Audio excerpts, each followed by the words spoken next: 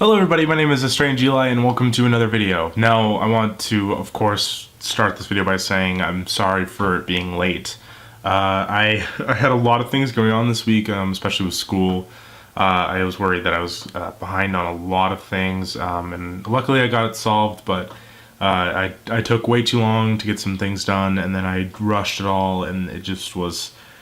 Procrastination doesn't offer a lot of success, but here I am today. I am going to get this video out, and hopefully I didn't lose half my subscribers by getting a video out late.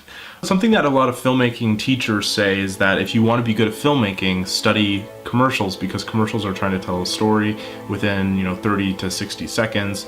They're trying to sell you something, they're trying to show you cool imagery of it, they're trying to do all these things within such a short amount of time.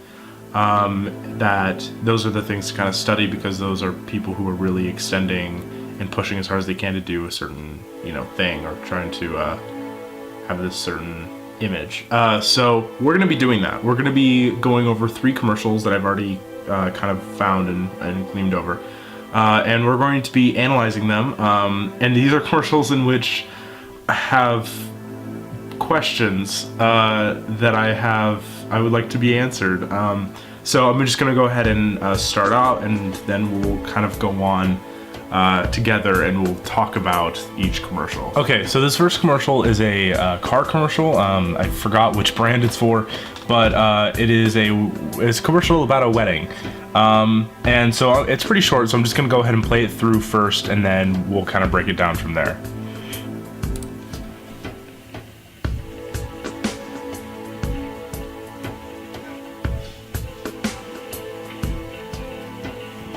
It's a car commercial. People are talking. Haha. Oh. Oh no, he touched her. Wow. And that's it. So that's the commercial. So what is it for?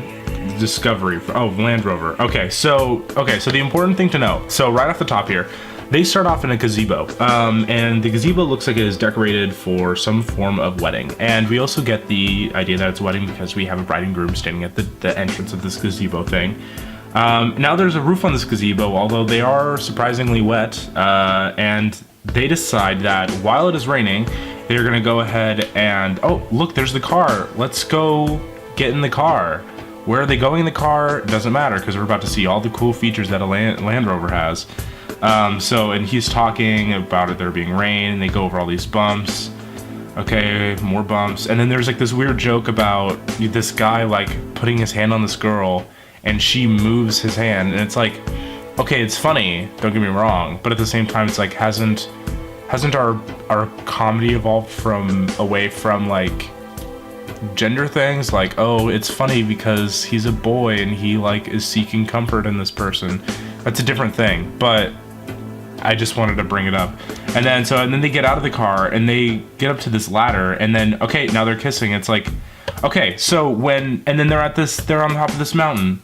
And the big thing about them being on top of this mountain is that, like, it's like, it's raining, and there's all these chairs. First of all, there's like less than 10 chairs. And then there's this really, really shitty little frameway where they were assuming that that's where they were supposed to get married, and like the bride and groom and like the groomsmen and the bridesmaids are there. But like, why?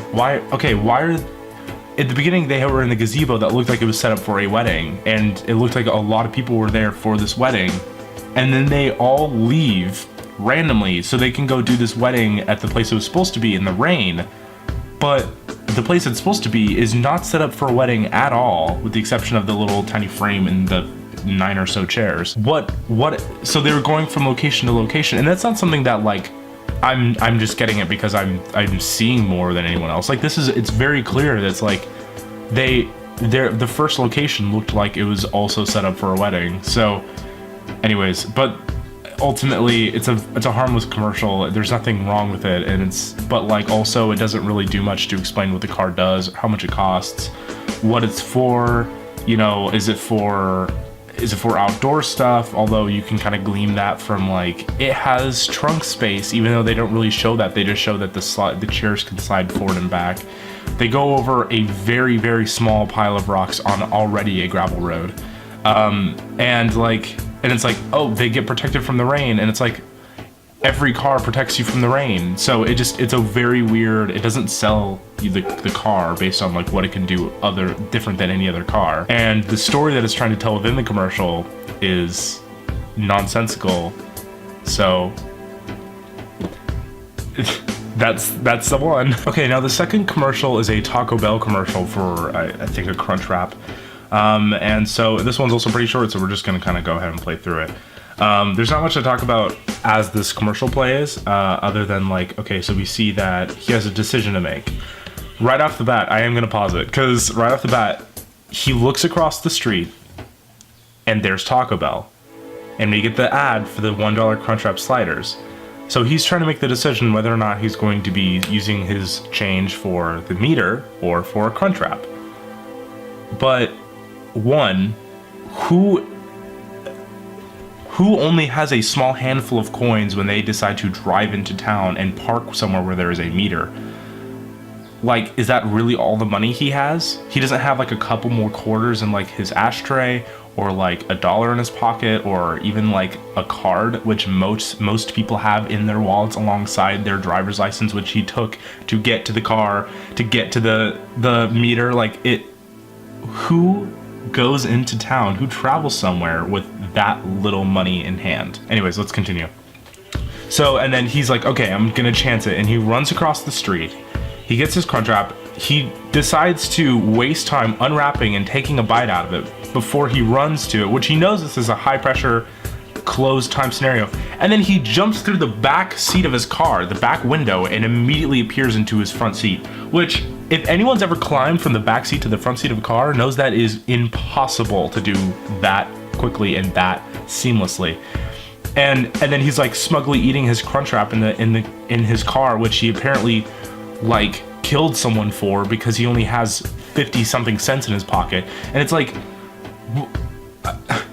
what? Like, so, okay, again, we have a problem here where the story doesn't match up. And he's like, when he gets back from Taco Bell, he has to like jump over a person with a baby carriage. He has to like, he's like doing all this crazy stuff. He has like jumps over a guy dancing with a sign from something that is literally across the street. In the beginning of the commercial, he looks across the street, and then when we get to the end, and you see behind him in the car, it's very clearly not the Taco Bell behind him across the street. So it asks a lot of questions, and it's not selling me on the food at all, other than like, oh, you're definitely gonna have to get a parking violation because the Crunchwrap Supremes are so good that you have to spend your remaining 75 cents that you were gonna use to go buy your meth down the street to go buy this Crunchwrap. That's how good it is. So, but it doesn't say like what's in it, except at the end, I guess it does say like there's Fritos and like other stuff, but like, it's not that part's the commercial. The part where they tell you what's in it is the commercial, and they tell you how much it is the commercial. This is just him. This is just a really shitty college student film that they were like, yeah, let's include this in this Taco Bell commercial. Okay, so our last one here is a Gamefly commercial featuring Blake Griffin. And I'm gonna start off by saying I don't know who Blake Griffin is. I think he is a basketball player. But I really don't know. But I would say he's a football player, although the way he looks in this commercial, he doesn't look like he like fills out that suit enough to be a football player. But so I'm just gonna go ahead and play it. And this one has the benefit of having a lot of talking. So, but this commercial presents itself with a sort of 50s aesthetic, right? It has this sort of like music. Okay, so, and what they do, I'm gonna pause it. What they do is they're like, don't have this, do this. And so they have a guy on a trampoline. To begin, at the era of making this, that this commercial is supposed to be presented as, one, the style of Blake Griffin's blazer and suit and haircut and facial hair doesn't match at all, which is fine.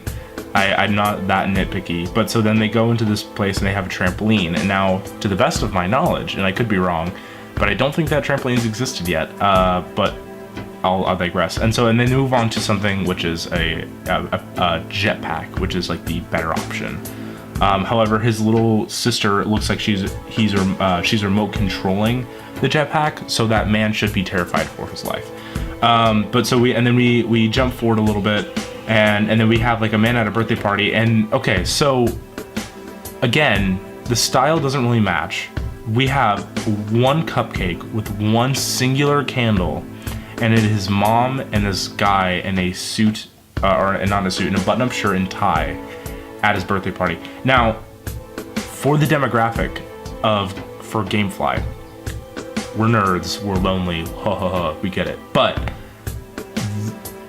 I don't think I've ever met a nerd that was literally so lonely that they couldn't find one other friend to have at their birthday party. And how uncaring and shitty is this mom that she got him one cupcake with one candle for his birthday party. And she hates him so much that that's what she got him for a cake, and she still was his only friend that showed up to his birthday party. So, and then when it gets like, oh, you could get better, it's a professional wrestler jumps out of the ceiling. So, okay. A lot of questions. One, why? Okay, when you're comparing things, I get the whole like trampoline to jetpack because it's like moving up, right? But when it's like when it's a birthday party and they show like this is what you currently have or whatever, and it's a cupcake with a single candle, why didn't it go, instead of a professional wrestler jumping down from the ceiling, have a multiple layered cake with like sparklers and streamers and like 1.5 trillion candles, and then a professional wrestler jumps out of the cake? Because you can sell the professional wrestler in there, but then at least you understand that it's the cake that's the thing they're upgrading, and so it relates back to that birthday party thing. Because the professional wrestler makes no sense. And then we get Blake Griffin again on the couch, and he's talking, and then we have this kid who is holding an eagle.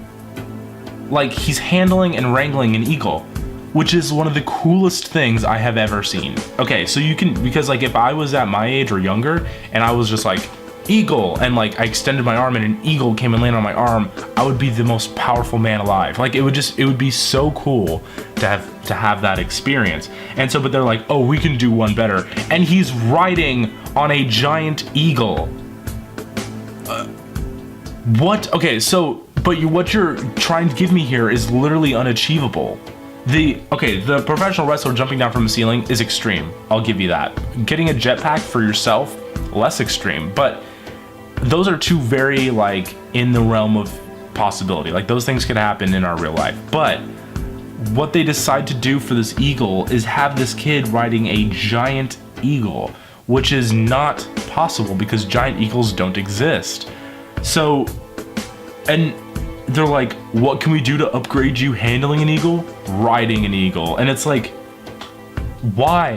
That makes no sense. And so, okay, and then the commercial continues, whatever. And the whole time they're disrespecting this 50s vibe. And then $50, like, okay, so, and they're trying to get this guy to buy a game, and he goes into the store.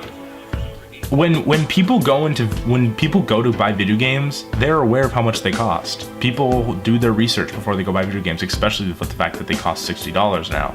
So he like goes in there, picks out this game, puts it on the counter, and then when the guy tells him, oh, it's $60, dude, he's like, oh, like he didn't know that. He was unaware that this new video game that he's been looking and watching all the gameplay footage for and getting really excited about, and he knows that it's going to be $60 when it comes out, and he's excited, and he probably pre-orders it even, and he goes to the store when they tell him it's $60. Ugh, that's the thing that sucks. Anyways, and then they finally go to the end here, and they tell you all the stuff about how you can get a month free and blah blah blah. And then they have Blake Griffin in the jetpack again, remote controlled by the same little girl with the remote control. Blake Griffin, he should be terrified. Like, what's happening? He, like, I get it, he's like a basketball player and he's like cool and suave, but he's being remote controlled with a jetpack, or he's wearing a jetpack that is remote controlled by a possibly 9-year-old girl. Anyways, guys, so that's gonna be it. This video was a real blast to make, and it was something I really wanted to do for a long time because I have a lot of thoughts about a lot of commercials all the time.